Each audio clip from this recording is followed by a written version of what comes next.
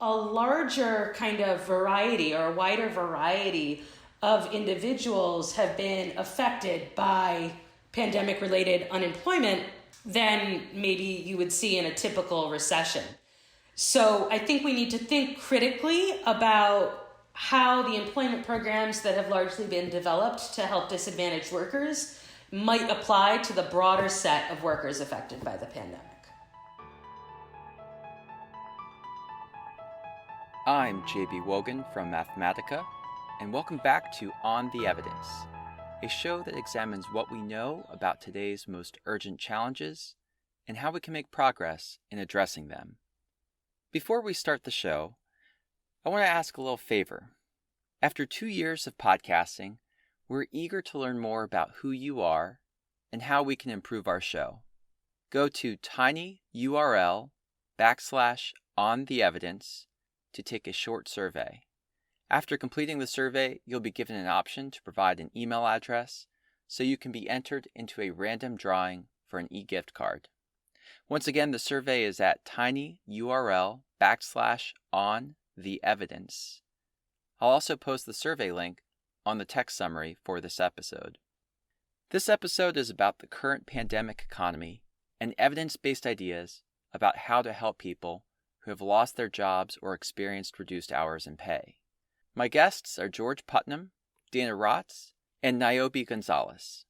George is the Labor Market Information Director at the Illinois Department of Employment Security, and he helps the Midwest Collaborative, a consortium of 9 states that share current administrative data across sectors and state lines to develop insights that support reemployment and economic recovery efforts. Dana is a senior researcher at Mathematica. Of particular relevance for this conversation, she leads a team at Mathematica that is producing short summaries of research related to pressing employment issues during the pandemic. Niobe is also a senior researcher at Mathematica. She recently co-authored a report for the U.S. Department of Education on findings from 2 experiments that allowed the use of Pell Grants to help displaced workers earn credentials that might quickly improve a person's job prospects. These experiments occurred after the Great Recession, when the economy was at the beginning of its slow recovery.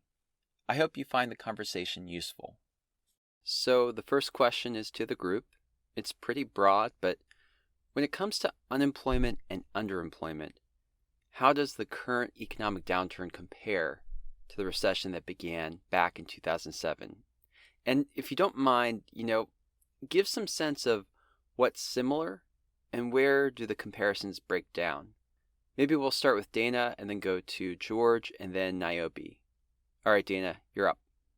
There's this great book by Ken Rogoff and Carmen Reinhart about the financial crisis that caused the Great Recession, caused the recession that started in 2007, and it's called This Time is Different. But it's really all about why this time isn't different. It's really about how financial crises are,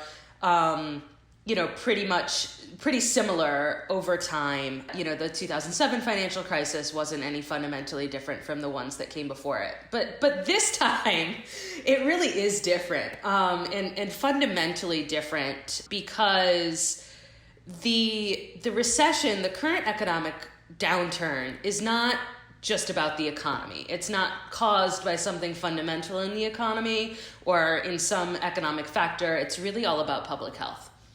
And so even if the unemployment rate looked the same and the underemployment rate, underemployment was the same, it's still fundamentally different because the cause is really different.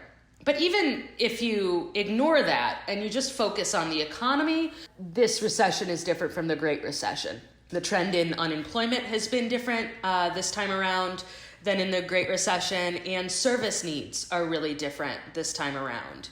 Moreover, the effect of this recession has been really very different across industries and groups of people, and the types of industries and groups of people and the uneven effect of the recession on different industries and groups of people has really been somewhat unique. I can add a little bit to Dana's comments, at least from an Illinois perspective. I would agree that, this recession distinguished from prior recessions due in part to how dramatic and sudden it was. You know, in the first year of the '07-08 recession, and even in '01, there were about 150 to 200,000 unemployed folks collecting UI benefits in Illinois. In the first 3 weeks of the current recession, it was over 750,000. So just to give you a sense of the volume. In terms of the dynamic, the unemployment dynamic, what is distinctive about the current recession is the role of furloughs and temporary unemployment spells and supply chain dislocations. And so at one level, what we're observing in the current recession is the persistence of repeated spells or discontinuous spells, more so than in prior recessions. And we haven't quite dug deeply into this phenomenon, but it's clear that that pattern is the case. The other point that I would make, Dana mentioned the trend in unemployment. And as we look past this first year, it was the case in the '07 recession that conditions actually deteriorated significantly in that second year. Whereas in the current recession, there's all kinds of signs that there will be some continued healing, although perhaps somewhat modest continued healing. And so we may find in the second year that a lot of the dramatic and sudden nature of the recession that separated itself in this first year kind of dissipates, and in fact, the second year is less severe than the prior recession. I come at this a little bit more from the perspective of education and training, and I think one other kind of interesting contrast between what we're seeing now and previous recessions is that typically, you see an sort of inverse relationship between unemployment rates and enrollment in post-secondary education. As in periods of high unemployment, people have more of an incentive to go and get additional training. But with the data that we have so far from places like the National Student Clearinghouse, it's pretty apparent that that's not the case currently. I think looking at first-time enrollment in the fall of 2020, enrollment was down overall in post-secondary institutions, but in particular in two-year colleges, and in particular among those students, among older students, older non-traditional students who might be going to community college to get, certificates and occupational training. So I think that's another interesting contrast that we're seeing this time around. Okay, fantastic. And I appreciate that you've all teased a little bit to some research that you've done or data you have that we'll take a deeper look at in a second. George, do you want to talk a little bit about the Midwest Collaborative and the specific data that you're seeing both in the region and in Illinois specifically? And if you don't mind, it would be great to capture a sort of a layman's explanation of what the Midwest Collaborative is for our listeners. Sure. Let me start there.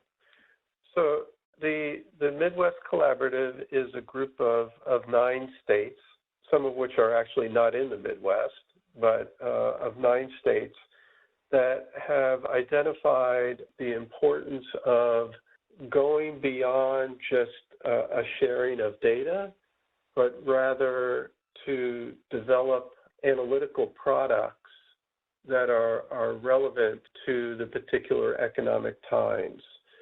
And so we have been meeting for a couple of years now, and initially we had expected to be focusing on kind of post-secondary transitions into the workforce with particular attention to regionalized issues. In fact, we met in Ohio in the beginning of March, and within a couple of weeks with the advent of the pandemic and the mitigations, not completely, but changed our research agenda to be looking at unemployment, and to do so from the perspective of what is most needed by the workforce boards. As I mentioned, certainly the volume of what we saw in those first 6 weeks was significant, and the workforce boards were asking the questions, and this is across the country, which local areas are being hit the hardest? What's the economic impact of that? And then third, which subgroups? If I am in fact to make decisions, strategic decisions around training, what can you tell me about subgroups that have been hit the hardest in my local area? And so that was really the framework. In terms of the patterns that we're seeing in the data, I think first and foremost are the patterns that have come to the fore in geography. And we've looked at UI claimants as a percentage of employed persons by county. And in the first 3 weeks of COVID, we saw a very kind of concentrated impact in the southern rural counties, in fact, of Illinois, where between 10 to 15% of employed persons in a matter of weeks were all of a sudden collecting unemployment insurance benefits. And a little bit later on, certainly within that first 6-week window, urban areas began emerging as sort of geographic hotspots. And Cook County was one, where nearly 10% of its employed persons were collecting unemployment insurance benefits. And that continued to peak kind of up until kind of a 6 to 8 week period. So the April and May, and towards the end of May were really kind of peak in both the urban and rural areas. During the summer months, there was healing, but one of the interesting things that we've observed is that once we moved past the summer and sort of into the fall, there was improvement in the southern regions, but Cook, the urban area, remains at 10% of all employed people, all the way through to now, to January. And just as a point of comparison, prior to the pandemic, it was typical that maybe 2, maybe 3% of employed persons were collecting benefits. In terms of demographic groups, what we've seen, and I think most folks here are aware, is there is a real flip in terms of gender. Prior to COVID, about 70% of those collecting unemployment benefits were typically male. However, within the first 3 weeks, a majority became female, and actually remained the majority through November.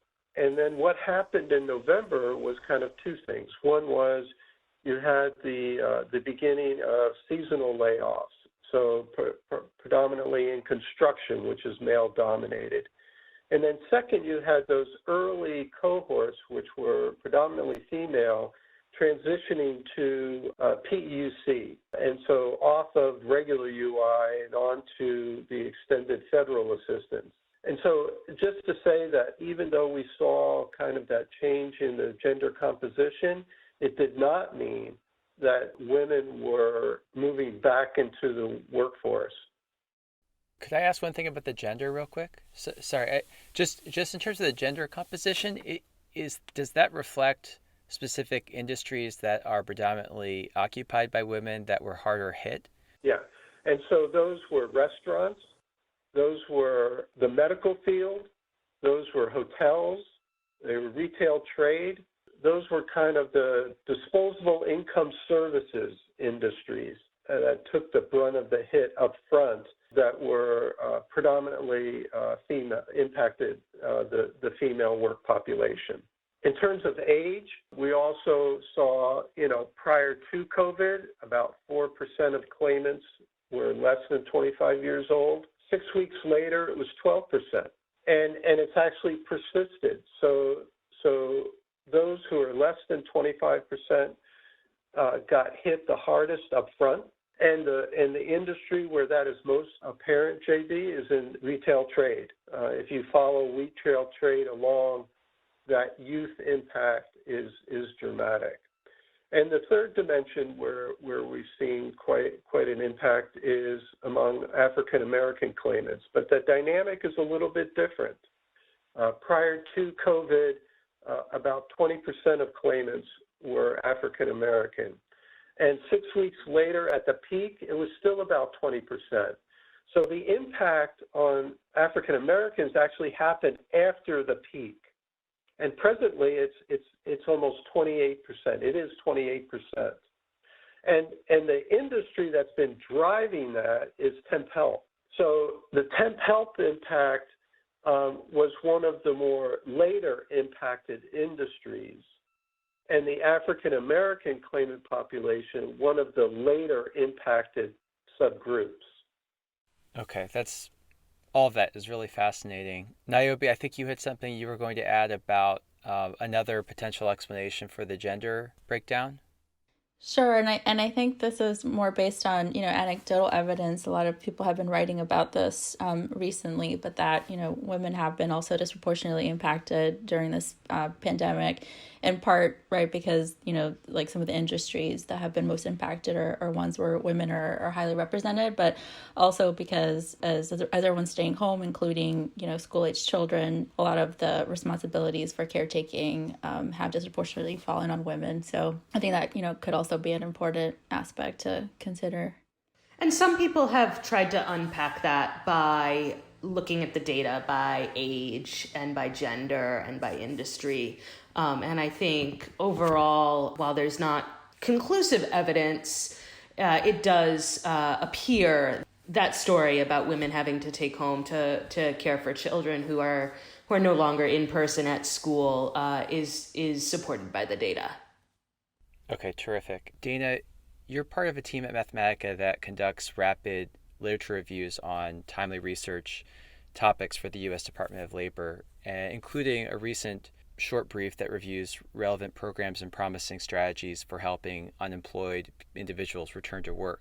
Before we discuss findings from that review, I was hoping you could just go over kind of high level, what are some of those government policies and programs? What are some of those tools in the toolkit for organizations or agencies that want to help? Sure. So yes, I'm part of the Clearinghouse for Labor Evaluation and Research, or CLEAR project team.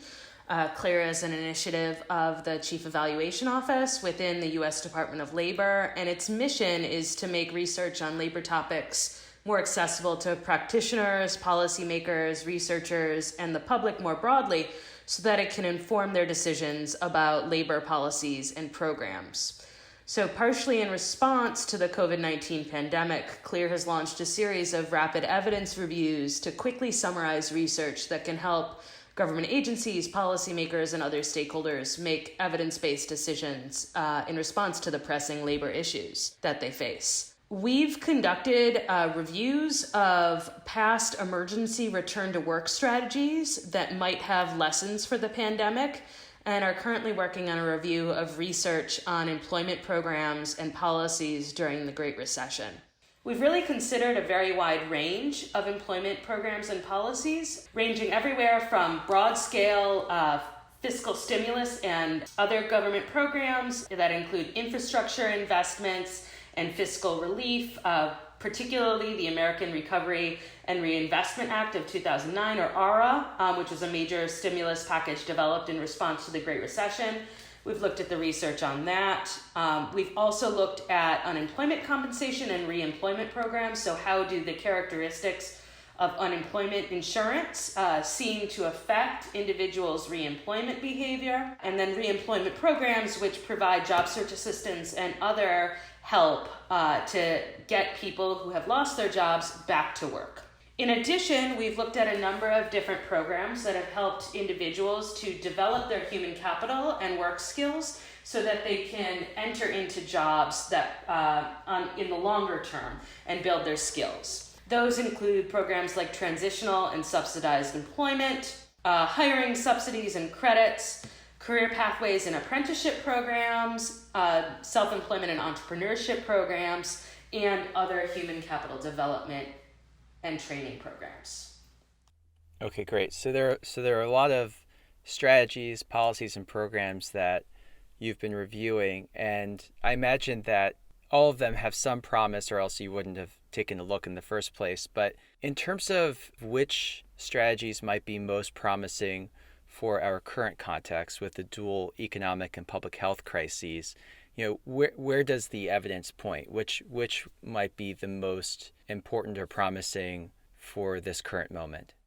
Sure. So there's a lot of evidence that job search assistance programs can have strong employment promoting effects. So when I say job search assistance programs, I mean individuals receiving assistance and training in job search techniques, including, for example, job search workshops or help preparing a resume or interview training. So the research really suggests that these programs help people return to work faster. But most disadvantaged job seekers need additional support to succeed in the labor market.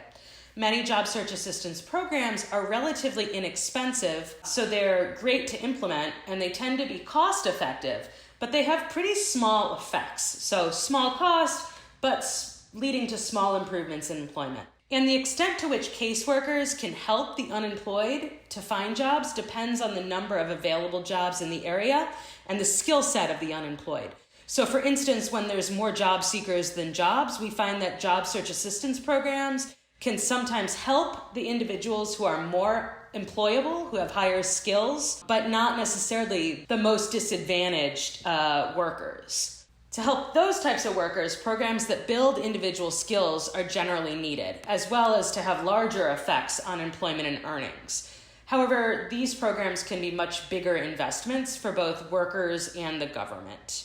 There's also a fair amount of evidence available on subsidized employment programs and hiring subsidies or credits.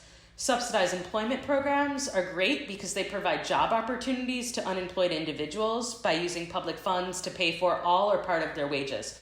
So they directly provide jobs to individuals, and they typically offer skill development and support services to help increase the employability of the long-term unemployed so that they can obtain jobs in the regular labor market after the subsidized employment opportunity ends. But these types of programs are really useful for immediately raising employment and earnings because they give people jobs, but it's not clear yet, based on the research, whether they improve employment or earnings once workers lose access to their subsidized job and must find other employment.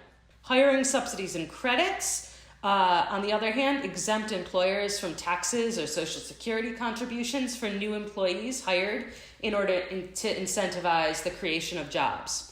Here, research has generally found that hiring subsidies and credits can create jobs when used broadly to encourage hiring of all workers. And they tend to be less successful, though, if they try to encourage the hiring of specific types of workers. But what does that all really mean in the context of the current pandemic?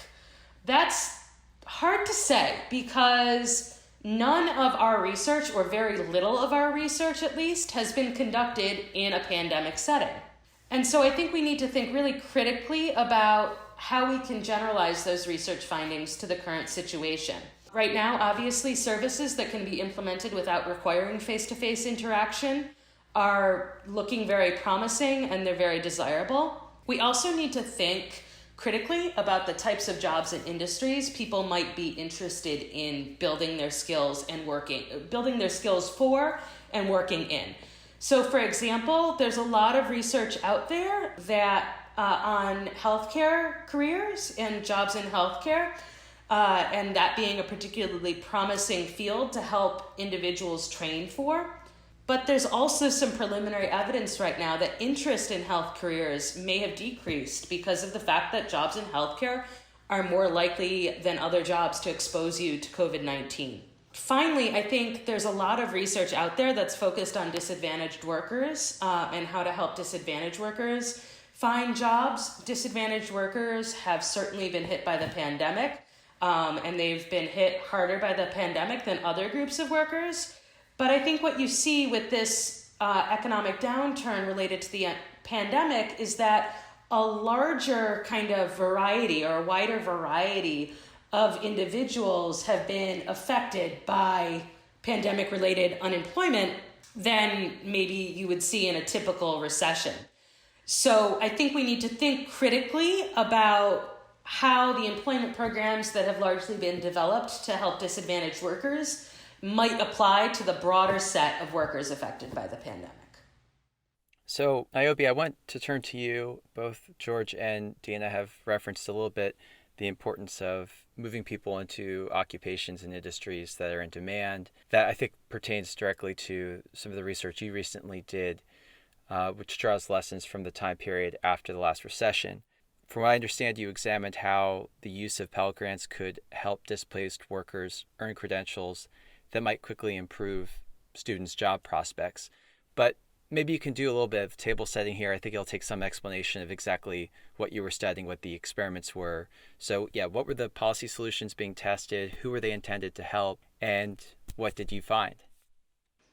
Just as background, most folks are probably familiar with Pell Grants, being one of the major sources of financial aid for low-income students looking to complete, post-secondary education. But the specific rules are part of what we were hoping to better understand, because currently Pell Grants are available only to people who are either seeking their first undergraduate degree or a credential program that lasts at least a typical semester or 15 weeks. So for a long time, and especially, during the time of the Great Recession, there was this question of whether these Pell Grant eligibility rules might be restricting access to programs that build job skills for low-income adults who need a leg up in the labor market. And in particular, thinking about folks who maybe, they might already have a bachelor's degree, but perhaps, they would like to get a certificate in an area that's in greater demand in their field, or help stack their existing credentials. Or people who don't have an undergraduate degree but are interested in short-term programs that aren't long enough to qualify for Pell Grant. So things like maybe a welding program or a truck driving program that, might help them find jobs quickly in the labor market. So based on the interest in this question and the desire, to find ways to help displaced workers earn credentials that could quickly improve job prospects, the U.S. Department of Education began pilots of 2 experiments in 2011. And these experiments occurred in 46 post-secondary schools that volunteered to participate in the study. And the idea was to test both of these waivers of eligibility rules that I just described. So students who participated had to meet all of the income requirements for Pell. They also had to be or underemployed and interested in enrolling in an eligible program. And then, so the first experiment, it was looking to waive the requirement that a person couldn't seek an additional credential if they already had a bachelor's degree and received Pell at the same time. So that was the first pilot experiment. And it basically allowed income-eligible adults to get Pell funding for short-term programs, even if they had a BA. What we found with this first experiment was that, and really this kind of speaks to both experiments, but students in the first experiment were 17 percentage points more likely to complete a credential program if they were offered an experimental Pell Grant, which is definitely a large impact on program completion. And so the key question here is, were those programs then able to help them in the labor market?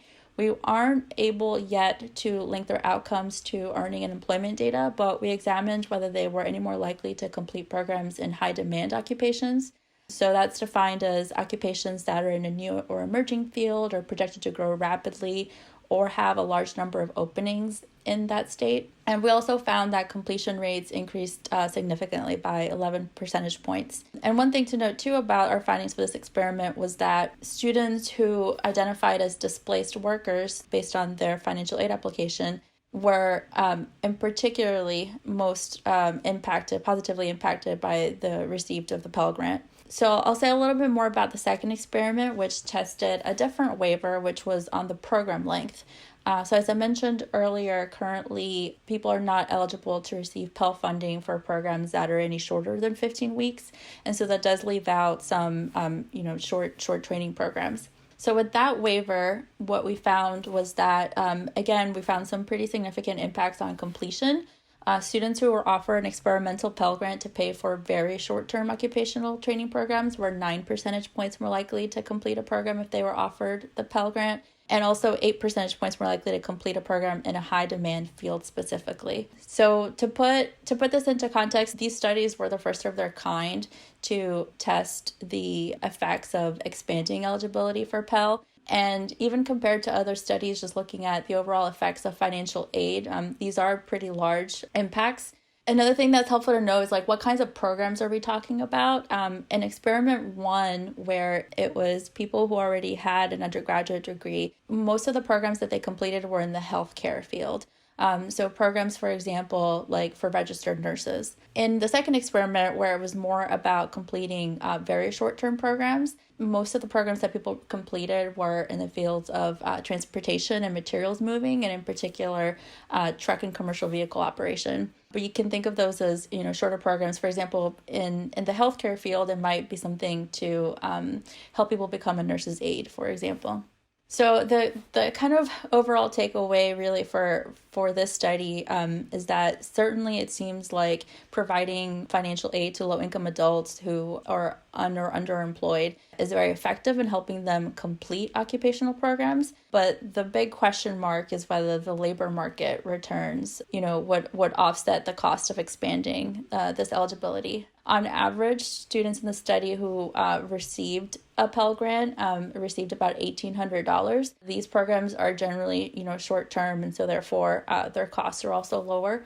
But there's still, I think, a lot of open questions about, whether programs that are high demand might also lead to higher wages. And so I think here, there's some emerging evidence that suggests that certificates from certain short occupational training programs can be very attractive to employers. But the benefits of these short programs do seem to vary with the field of study. Dana touched on earlier how certain programs in healthcare in particular can have high returns. And so there's other fields like that where it seems like there's a greater benefit to these programs. But the benefits can also vary according to local labor market conditions and even individual characteristics like gender and race and ethnicity. So going forward, if I think the question really would be, is expanding Pell Grant eligibility something that Congress should consider, because it would require new legislation to do? And we would really hope to be able to learn more, I think, about the labor market returns before, we can really say. We estimated that if Congress were to, for example, expand Pell Grant eligibility to the very short courses, that could add about as much as $500 million more to federal financial aid expenditures. And so although we're seeing, really large impacts on program completion, that needs to be weighed against the labor market returns to the people who actually go on to obtain those credentials. So one thing I wanted to ask was sort of an equity question, both from a public health perspective and an economic perspective. The pandemic is harming some groups of Americans more than others. I just quickly looked up earlier this week the unemployment rates for certain groups, and it's higher. The unemployment rate is higher among Black Americans and Latino or Hispanic individuals, as well as people with disabilities. So I wanted to ask, is there evidence, or does the evidence point to specific reemployment strategies that are effective and equitable, targeting those who are bearing the brunt of this pandemic's effects or impacts? And I mean both public health and economic, because you've got more people are getting sick, more people who are dying, and more people who are suffering unemployment or underemployment effects. I think this is very much still an open question. We know, what tends to work. Sometimes we know what tends to work for individual program participants. Sometimes we know what tends to improve kind of the overall unemployment rate in the economy and overall output in the economy. But there's really very little research on how programs might differently affect individuals based on race and ethnicity or gender, age, and other characteristics. Another thing that I think is very much a concern is that when you implement something like change in UI structure or fiscal stimulus, discriminatory hiring behaviors could actually result in minority communities failing to benefit from strategies that improve outcomes for others and improve outcomes in the overall economy. So I think much more research is really needed to probe into how to help the most vulnerable groups, and in particular the groups that are really bearing the brunt of the pandemic right now. I did wonder, since your study is looking at students with low incomes. I did not see a breakdown of the demographic features or characteristics of those students, but I was wondering if they disproportionately help students of color or any specific demographic groups you'd want to call out here. Yes. Well, the demographic data for the study came from the FAFSA, the Federal Application for Financial Student Aid, and which does not collect race ethnicity. So we didn't have that information. We did have information around age and gender, also things like, whether the person was a displaced worker, whether they were homeless, whether they were a veteran. So we did try to look at whether the financial aid offer was effective for different groups of students based on what we could observe about them from the FAFSA. And generally speaking, we found that the impacts were consistent across all of these groups. The one thing that did stick out was in the first experiment for folks who already had a BA, the effects were especially large among those who were displaced workers and therefore, had the greatest employment needs. So unfortunately, I think just to kind of echo a little bit of what Dana said, I think there are a lot of open questions still. I think folks rightly point out that there's also questions about if you were to now offer financial aid for these very short-term programs, it also raises a lot of questions about, program quality and making sure that folks who go into these programs who might be particularly low-income minority workers, that they're getting a quality program that is going to help them actually have better labor market outcomes. And so, how do you build that in, not just in terms of as a research question, but how do you build that in also into the policy so that everyone is actually investing in something that is actually going to help those workers who need the help most. Okay, perfect. Well, Dana and Niobe, you both have teased to my last question by pointing out that there are unanswered questions or some limits to the evidence we have now. This show is called On the Evidence, and we like to talk about what we know, but it's also worth talking about what we don't know yet. Talk about any gaps in knowledge that are relevant for this conversation. Is there any data or evidence about potential solutions that you wish you had but just aren't available yet? And also, what questions do you hope future research might answer? So one major challenge I think that we run into a lot in trying to use the evidence that's out there is that we know which programs work and which programs don't seem to work, but it's really hard to know why that is. And seemingly similar programs can have pretty different effects on workers. So I think we really need to get under the hood of successful programs and find out what drives their success. That's going to help us know how to further improve programs and will better prepare us to adapt programs to unexpected issues and crises. Yeah, I would say an important gap, and maybe this is some of what Dana's getting at in terms of what is not known, is I think there's a lot more work that needs to be done on the whole area of wage replacement.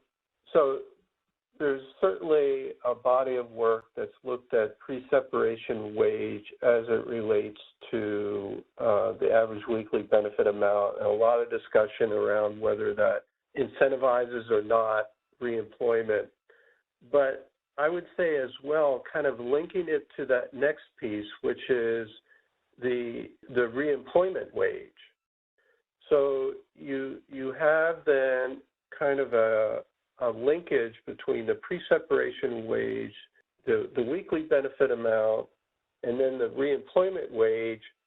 And where I think that's important is that then speaks to the economic health of the workforce board area, the health of the labor market in that area. So are individuals moving to the same wage level, or are we seeing that the reemployment wage is of a sufficiently different level that it actually contributes to the economic health of the local workforce board area and that economy and that labor market?